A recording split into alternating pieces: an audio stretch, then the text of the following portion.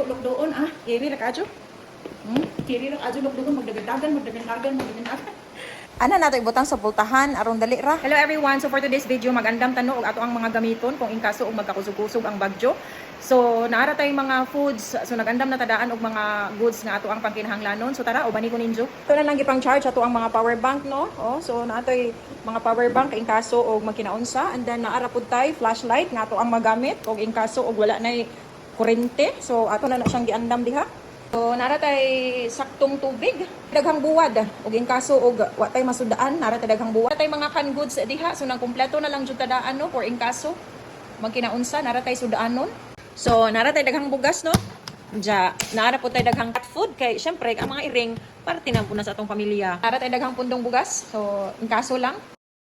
Naara tayong mga tinapa diha, naara po tayong mga kape diha ug mga Milo gatas na po tambal. Magandam tadaan og atong gamiton in kaso og mo evacuate ta. So nagdatag tualya, duha ka parisan nga sanina, duha ka parisan nga bra ug upat ka parisan nga panty, tsinelas ug raincoat. Dapat usa ka habol, toothpaste, toothbrush, shampoo, conditioner, sabon. Ato na sa siyang ipang paslak din na awanay, arte-arte. Oy, basta masigo na silang tanan diha.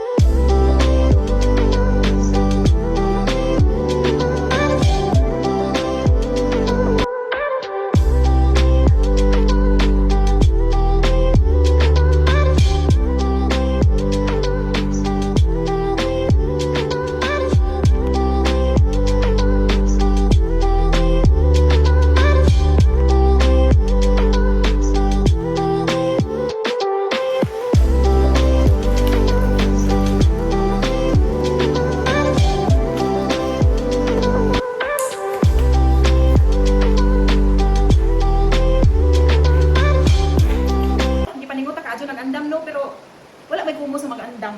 Ana pa ka mag-andam nga to ana ba aguros na, di ba? So mag-andam lang gud ta. Kay way kumo sa pag-andam. So kiri ra. Kiri ra kay ni mas anon dagan ato, dagan diri, okay? So mo na to, I hope nga nag-ready na pud mo. Salamat sa pagtan-aw. Ato na nang iandam diha sa portahan karon dali ra kayo pagbitbit nato.